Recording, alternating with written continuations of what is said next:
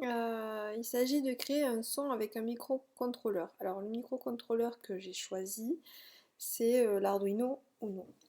Donc dans ce microcontrôleur, on va lui associer des composants branchés en série, on va lui associer une résistance et un haut-parleur. Donc on va utiliser également les fonctions tone et delay. Donc la fonction tone elle va permettre de générer un signal périodique. Donc ici le signal périodique qui nous intéresse, c'est le son. Et la fonction tone, elle s'associe avec trois paramètres. Donc, le numéro de la bande, c'est-à-dire l'entrée de la bande sur laquelle on va fixer le circuit. Donc là, ici, vous ne le voyez pas, mais c'est la numéro 2. Et on le retrouve également dans le programme que je vous donne, où on paramètre ici l'entrée, qui est la bande numéro 2. On va également préciser la fréquence du son et la durée de l'enregistrement. Et puis il y a la fonction delay qui va vous permettre en fait d'associer notre son et de contrôler également les durées entre les différentes fréquences que vous voulez émettre. Donc moi je vais vous montrer comment émettre un signal sonore, un seul, et donc le but de ce TP, ça va être de générer une mélodie.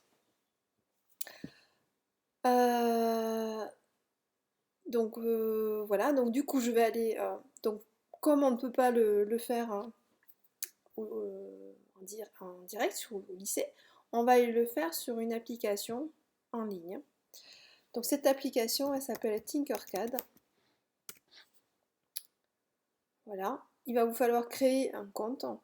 Donc je précise que l'application est gratuite et vous pouvez donc créer un compte gratuitement pour pouvoir vous en servir.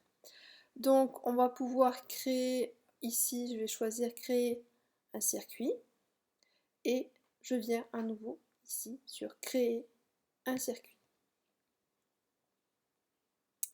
Bien, donc là j'ai la fenêtre dans laquelle je vais pouvoir visualiser le circuit que je vais monter. Et là j'ai tous les composants de base qui sont référencés sur cette application.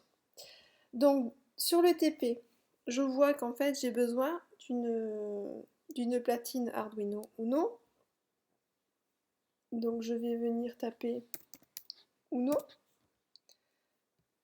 Je vois ici la platine de base qui apparaît. Je peux cliquer dessus, la déplacer et également donc la faire pivoter si je le souhaite, c'est pas obligatoire. Je peux lui donner un nom, donc là cette platine Arduino Uno porte le nom de numéro 2, mais je peux très bien lui donner le nom de Uno. Donc ça c'est pas obligatoire, c'est facultatif. Je vais avoir besoin d'une platine sur laquelle je vais fixer également mes composants. Donc là je clique dessus, pareil, elle vient ici, et je peux également la retourner. Donc bon, je la retourne juste parce que ça me plaît. Donc là pareil je peux donner un nom si je veux, donc là je vais pas le faire. Je vais rechercher les composants dont j'ai besoin. Donc il me faut une résistance ici. Donc cette résistance, il faut qu'elle ait pour valeur 200 ohms, donc ça je le paramètre.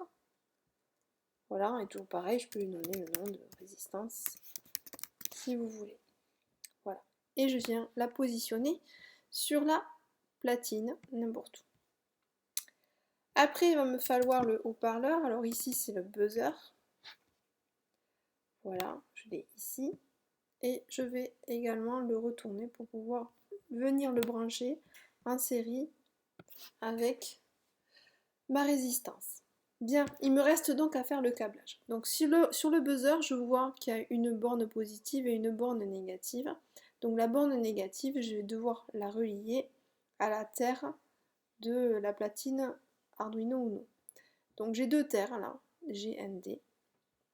Donc je vais venir pour câbler, donc j'ai pas besoin d'aller venir chercher les câbles ici. Je fais un cliquer glisser et je viens le relier donc ici à la terre. Je dois également penser à relier la résistance et le buzzer et je viens à la sortie de la résistance et je vais l'amener donc à l'entrée numéro 2 de la platine Arduino Uno. Voilà, mon câblage est fait, il me reste maintenant à coder un programme. Donc je viens cliquer ici sur code. Donc il y a plusieurs présentations, soit j'ai que des blocs, soit j'ai bloc plus texte, c'est-à-dire que je vois apparaître tous les blocs et le programme. Mais moi ce qui m'intéresse c'est uniquement de rentrer un programme. Donc je vais sélectionner uniquement texte. Donc là maintenant si je suis vraiment sûre, je dis que oui, je continue. Et donc là je vois apparaître un programme par défaut qui n'est pas celui que je veux utiliser. Donc, celui que je veux utiliser, il apparaît ici dans le document numéro 5 de l'activité. Donc je fais un copier et je viens le coller ici.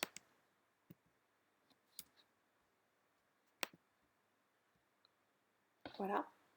Donc vous voyez qu'on précise bien la borne numéro 2, c'est-à-dire ici, celle où je l'ai branchée. Donc vous pouvez très bien la mettre sur la borne numéro 8, mais il faudra spécifier ici la borne numéro 8.